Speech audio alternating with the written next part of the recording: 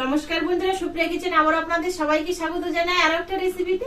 বন্ধুরা, আজকে এমন একটা রেসিপি আপনাদের সাথে শেয়ার করব, এমনি উপবাসের দিনে আর নইলে একাদশীর উপবাসের দিনে, আর তা না হলেও আপনারা এমনিতেই বাড়িতে কিন্তু এই মিষ্টিটা বানিয়ে খেতে পারেন। দারুণ হয় খেতে।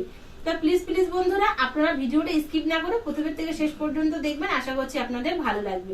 মিষ্টিটা বানাতে শুরু করে দেব। সাবু দিয়ে মিষ্টি বানাবো, তাই এখানে এক বাটি মিডিয়াম সাইজের সাবুদানা নিয়েছি। এগুলো ভিজাতে দেব, একটা পাত্রে নিয়ে নেব।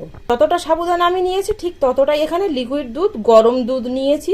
আপনারা দুধের পরিবর্তে জল দিয়েও কিন্তু ভেজাতে পারেন। এই দুধটা দিয়ে ভেজাতে দেব।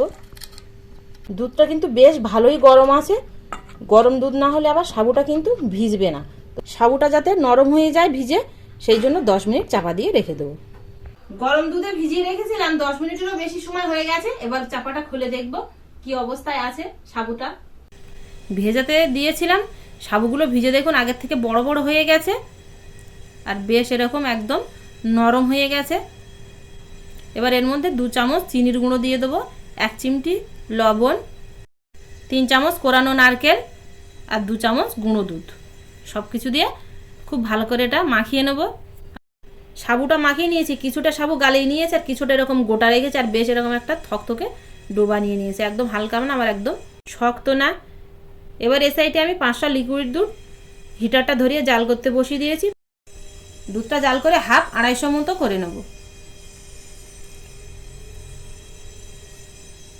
কিছুক্ষণ পর এর মধ্যে 2টো এলাচ ফাটিয়ে দিয়ে দেবো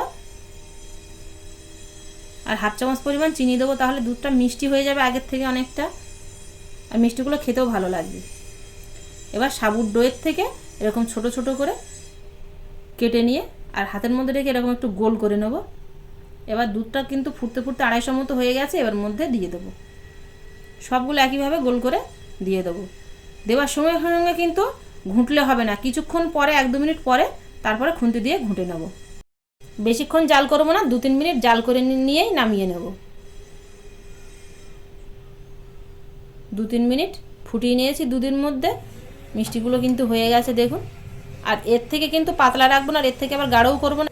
ঠিক রসমালাইয়ের যেরকম একটা ঘনত্ব থাকে ঠিক সেরকম হয়েছে দেখুন। এবার নামিয়ে নেবো, হয়ে গেছে মিষ্টিগুলো। এবার একটা প্লেটে সাজিয়ে নিচ্ছি। দেখুন দেখতে কতটা সুন্দর লাগছে আর কতটা লোভনীয় হয়েছে দেখুন। খেতেও কিন্তু ততটাই টেস্টি হবে। ওপর দিয়ে একটু মালাই দিয়ে দেবো আর ওপর দিয়ে কুচি করে রাখা ড্রাই ফ্রুট দিয়ে দেবো। আপনারা এর মধ্যে পেস্তা, কাজু বাদামও কুচি দিতে পারেন।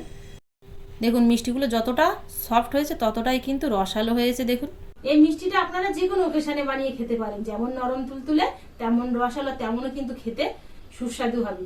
হঠাৎ মাত্র যদি বাচ্চারা খেতে চায় তাহলে আপনারা হাতের কাছে এই সামান্য কিছু উপকরণ দিয়ে বানিয়ে বাচ্চাদের দেবেন। বাচ্চারা কিন্তু বুঝতেই পারবে না যে দোকান থেকে কোনো মিষ্টি কিনে আনা কি বাড়িতে বানানো।